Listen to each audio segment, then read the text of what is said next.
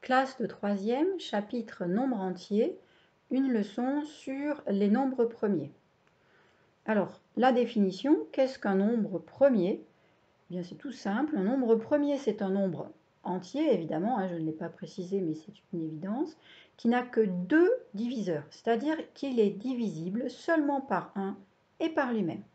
Divisible seulement par 1 et par lui-même. Donc, c'est une définition assez simple qu'il est bon de retenir.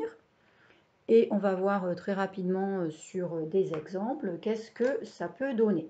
Donc on est d'accord, les exemples, code couleur dans la leçon, on souligne en vert et on a le plus de codes couleurs possible de manière à bien se repérer et à trouver du premier coup ce qui est important dans sa leçon. Alors on va prendre par exemple les nombres 13, 14, 15, 16, 17, donc des nombres entiers successifs. Est-ce que 13 est un nombre premier?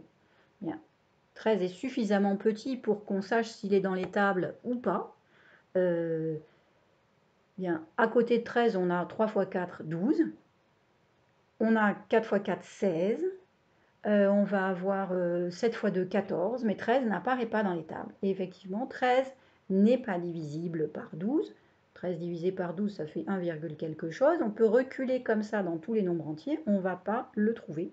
Donc ce nombre-là, c'est bien un nombre premier. Je peux le diviser par 1. 13 divisé par 1, ça fait 13. Donc 1 et 13 sont deux diviseurs de 13 et c'est tout.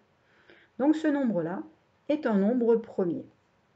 On va se poser la question de 14. Est-ce que 14 est un nombre premier? Ben non, parce que 14, c'est 7 fois 2.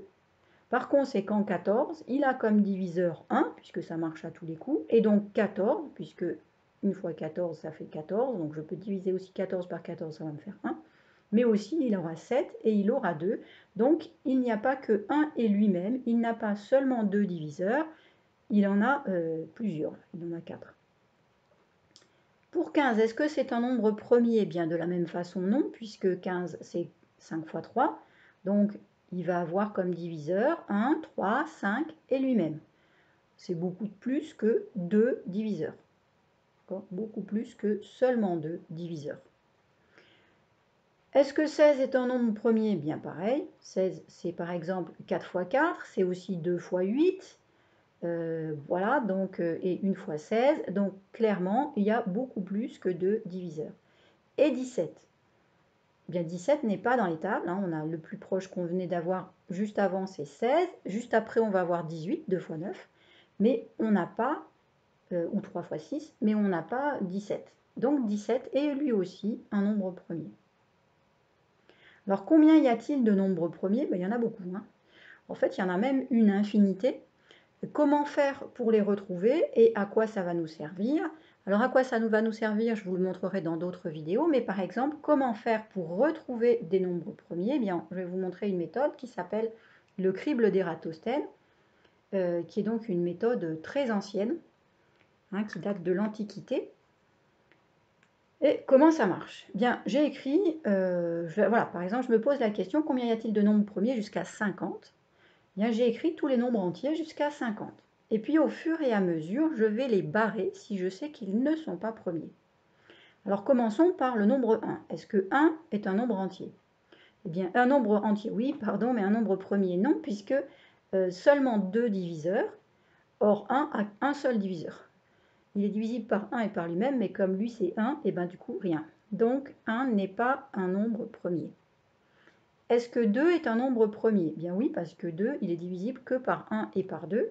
Et là, ce coup-ci, ça fait bien 2 nombres premiers. Donc, 2 nombres pour le diviser. Donc, c'est bien un nombre premier. Donc, 2 est un nombre premier. Maintenant, je vais pouvoir enlever tous les multiples de 2. Parce que tous les multiples de 2 auront comme diviseur, en plus de 1 et eux-mêmes, au moins le diviseur 2 et le quotient qui va avec ce 2.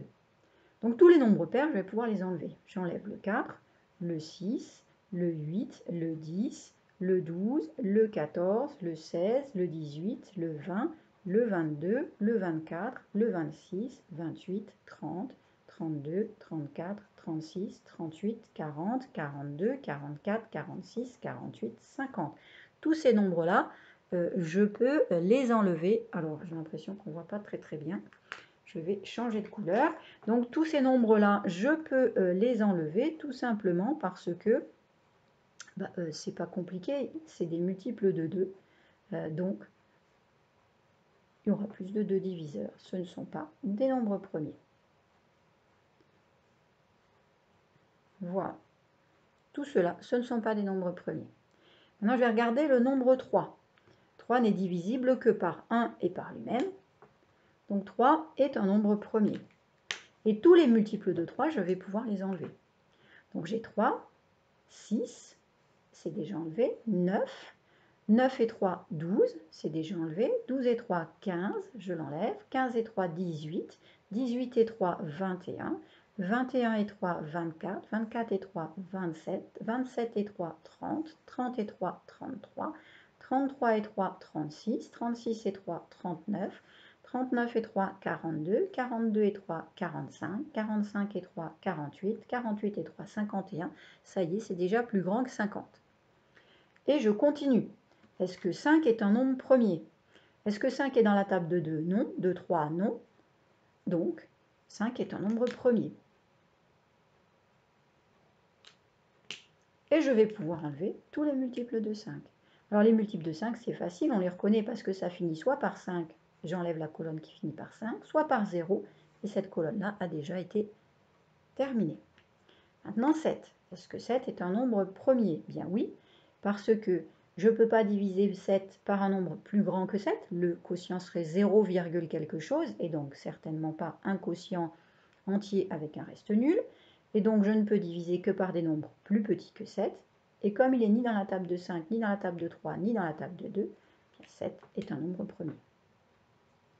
Et à nouveau, je vais enlever tous les multiples de 7. 7 et 7, 14, déjà enlevé. 7, 14 et 7, 21, déjà enlevé. 21 et 7, 28, 28 déjà enlevé. 5 fois 7, 35, déjà enlevé. 6 fois 7, 42, déjà enlevé. 7 fois 7, 49. Ah ben le voilà. 7 fois 7, 49, je peux l'enlever. Et vous voyez, j'ai de moins en moins de nombres à barrer. Le 8, le 9, le 10 ont déjà été barrés. J'arrive au 11. Est-ce que 11 est dans la table de 7? Non, ni 5, ni 3, ni 2. Donc 11 est un nombre premier. Et je vais enlever tous les multiples de 11. Les multiples de 11, c'est facile.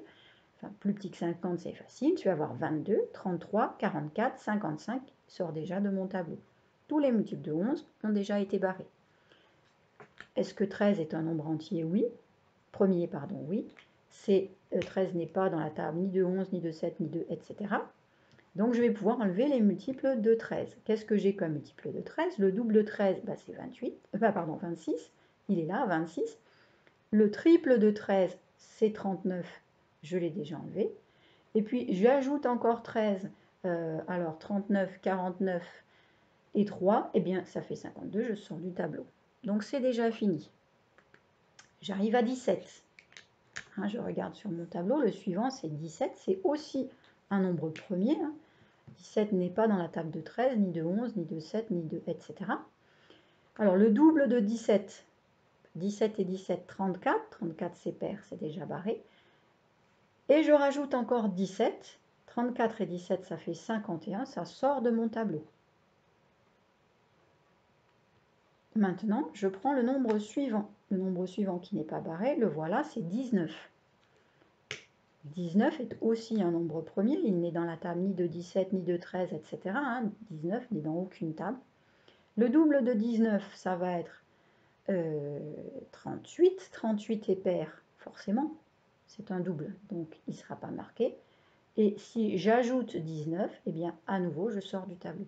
Donc à partir d'ici, de ce nombre ici qui n'est pas barré, tous les nombres non barrés qui vont me rester, je n'aurai pas la place de mettre plus du double de ce nombre. Or, le double de ce nombre, c'est un multiple de 2, donc le double du nombre ne sera pas un nombre premier. Par conséquent, je vais pouvoir décider, je viens de dire, d'expliquer, de démontrer que tous les nombres restants dans mon tableau maintenant sont des nombres premiers.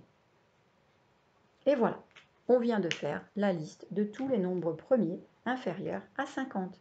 Alors je les écris, il y a 2, je sépare par un point virgule, 3, 5, 7, 11, 13, 17, 19, 23, 29, 31, oula, 31, pardon, 37, 41, et puis il va me rester encore 43 et 47, voilà, pour arriver jusqu'à 50. Alors en troisième, qu'est-ce qu'il est bon de retenir? Eh bien moi je vous conseille de retenir déjà cela. Avec ça, vous pouvez faire la plupart des exercices demandés si vous connaissez ces nombres-là. Et puis si vous avez retenu comment on fait pour trouver les nombres premiers, eh bien il n'y aura pas de souci. Quand vous arriverez en fin de décomposition et que vous trouverez un nombre un peu grand, vous pourrez essayer de voir si c'est un nombre premier ou pas par vous-même. Voilà, j'espère que le petit crible d'Ératosthène vous aura intéressé. Donc je vous rappelle la définition, un nombre premier est un nombre qui n'a que deux diviseurs, c'est-à-dire qui n'est divisible que par lui et par 1. Bonne continuation dans ce chapitre.